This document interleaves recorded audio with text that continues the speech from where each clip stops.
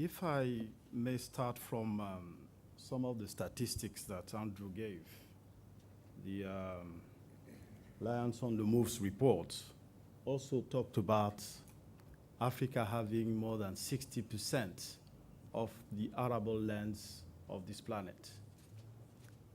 And from the same statistics, Africa is a continent that is growing cities, which means that we will have a challenge of feeding this world in the 21st century. Africa's economy is predominantly agrarian. And agriculture is a very important to the African economy, as it contributes more than 40% to many African countries' GDPs. It also makes significant contributions to the region's exports, with over 50% of total export revenue and accounts coming from agriculture. The agriculture sector is also a major contributor to fiscal revenues in the form of sales tax, export tax, and duties. And it remains the largest contributor to employment, especially in rural communities across Africa. And then it provides the bulk of raw materials needed by agro-processing. Coming to the question that you've raised before, that's the role of the private sector to stimulate more regional economic integration. As we all aware, the private sector in many other parts of this world has proven to be the engine of growth in many developed economies now. The private sector provides private investment, capital, and managerial expertise to support agriculture production and processing. Private banks can also provide medium to long-term financing for the building of the necessary infrastructure to support mechanization, warehousing, irrigation development, among other things. The private sector can provide the capacity building to strengthen local farmers' organizations so that they can achieve economies of scales in production and also provide better access to inputs and financial services and markets.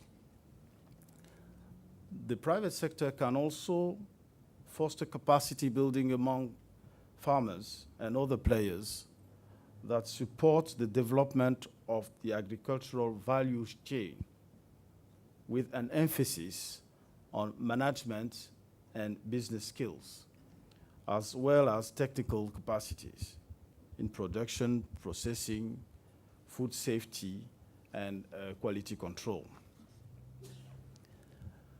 What are the priority areas and agribusiness-related subsector that African governments should focus on to boost regionalization from the sector? First of all, governments should ensure that there is an enabling environment by creating infrastructure. No matter how much we involve the private sector in infrastructure, there is still a very strong role for government, essentially because of the long gestation of those projects and the longer payback period. So to attract full private sector involvement in it is rather a challenge. So there is still a strong role for government to be played in providing those infrastructure. Roads, railways, as was mentioned earlier, storage facilities, irrigation, talking about agriculture, so that productivity can be enhanced, and we could also increase the production within the sector. There are, in certain part of Africa, a large part of the crops that just get rotted because of lack of infrastructure to bring those crops to the main cities or areas where they could be consumed. In the part of the world, where the continent where I come from, Ivory Coast, more than 60% of the yam just is thrown away every season because it's a perishable goods and it doesn't have time to access the main cities. Governments should also strengthen legal and regulatory framework by reforming policies and regulation affecting property rights of land, title in particular. You know, if you want to involve banking sector, the first thing they will ask you is whether you own the land that you want to use for production, contract enforcement, and legal framework, which are necessary to support investment in agribusiness. Government should also promote mechanization of agriculture to enhance large-scale commercial farming by attracting foreign direct investment into the sector. Should also intensify public education on the need to change the mindset regarding investment in the agriculture sector. The farming and business community should be educated to view agriculture as a profitable business, not as a way of sustaining life. Public education campaigns should be undertaken by the agricultural ministries in this regard. Then also government could help organize shows, fairs to expose investors to opportunities in the sector, while providing African farmers the opportunity to learn from non-African farmers modern state-of-the-art agriculture production and processing systems. Jean-Louis, I don't mean to rush you, but we are running out of time. So if you could please just wrap up quickly before we move on to the next speaker. Yeah. The man sitting next to me was telling me that you want in breakfast to build the future of Africa in 5 minutes. He was very right. That's the yes. Well, having been participating to many of those forums, anyway, I will hand out many of my remarks to the organizers, because I do believe that it's important not only to speak, but to have a program on an implementation plan. I've been doing those speaking for the past 30 years now, and I hope we will not continue to speak like that for some time. Let me give you those 3 or 4 recommendations. Exactly what we want to get to, yes. Which you will take away. First of all, I would propose to governments to focus on regional agriculture infrastructure development and promote cross-border agriculture supportive regulatory environment. It is important that in the 5 regions that have been set up by the African Union in this continent, that integration is actually implemented. You know what those 5 regions are: ECOWAS, SADC, COMESA, ECAS, and the Maghreb Arab Union region.